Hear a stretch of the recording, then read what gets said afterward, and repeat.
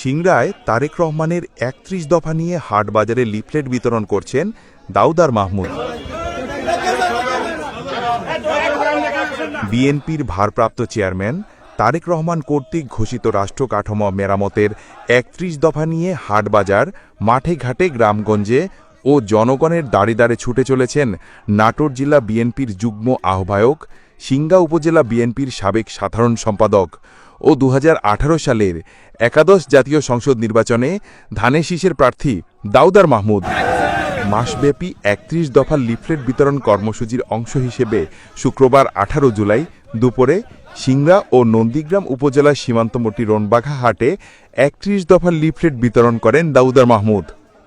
সিংড়া বিএনপির দুঃসময়ের কাণ্ডারি হিসেবে পরিচিত দাউদার মাহমুদ বলেন, দীর্ঘ ২৯ বছর যাবৎ আমি বিএনপির রাজনীতির সাথে জড়িত। ছাত্র রাজনীতি ও বিএনপির দুঃসময়ে দলের নেতাকর্মীদের পাশে থেকেছি। ২০১৮ সালে আমাদের নেতা তারেক রহমান সাহেব আমাকে মনোনয়ন দিয়েছিলেন। অবহেলিত চলনবিলবাসীর চাহিদা পূরণে তরুণ প্রার্থী হিসেবে এবারও মনোনয়ন চাইব এবং আমি আশা করি দলের মনোনয়ন আমিই পাব।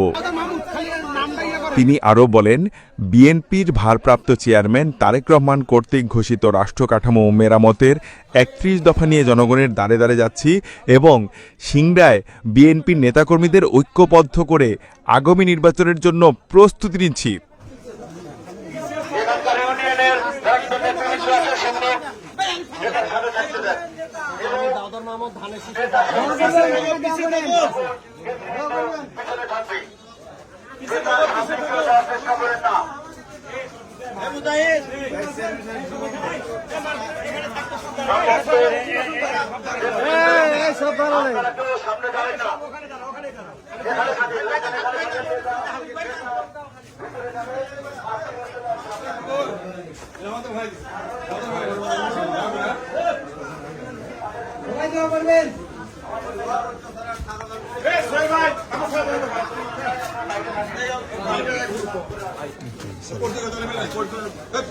আমি দাউদার মাহমুদ।